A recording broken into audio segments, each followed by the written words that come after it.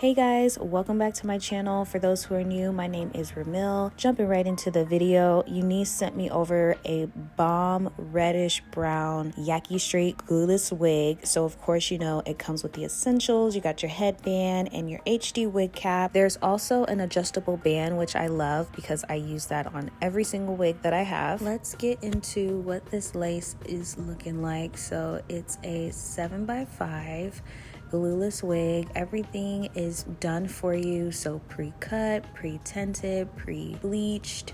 It's literally a wear and go. All you have to do is unpack and put it on. I have it in the length 20 inches. There are some longer lengths, but since I'm pretty short, I felt like 20 inches would be good enough for me. Inside of the wig cap, you do have some straps along the sides of the wig, and you can adjust those to make it tighter. There's also a comb in there that's located in the back for extra security. Once I attach my adjustable band, I'm ready to put on the wig, and I love how snug it feels. Once you get the wig adjusted to your liking, you can go in with your tinted lace mousse, and what I like to do is spray some on my brush, and then I just brush it into the wig. Like I said before in my past videos, I just feel like when I do it this way, it's a better application versus when I spray the product directly onto the wig. This part is really important because we're technically melting the lace into our skin.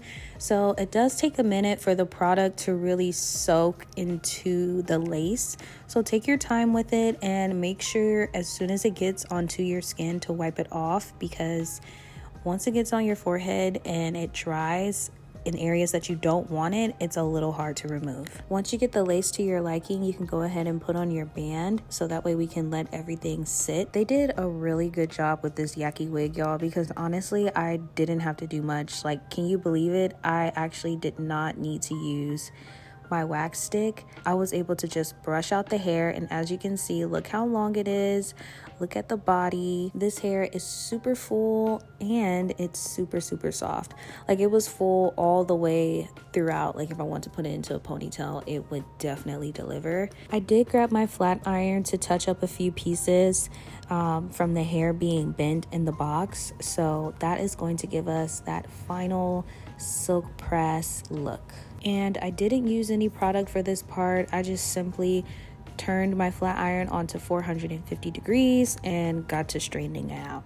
If you guys have been around for a while, then you know that I'm a sucker for straight hair. So I will be rocking just the straight natural look. But maybe in the future, I will definitely try to add some curls to this wig, or maybe crimp the hair. I think that would be really cute. But for now, I'm just gonna rock it straight. For me personally, I feel like straight hair makes me look older versus curly hair. I don't know. It makes me look like I'm still in my teens. I'm gonna be 30 this year, guys, okay? So I feel like it's okay for me to say that.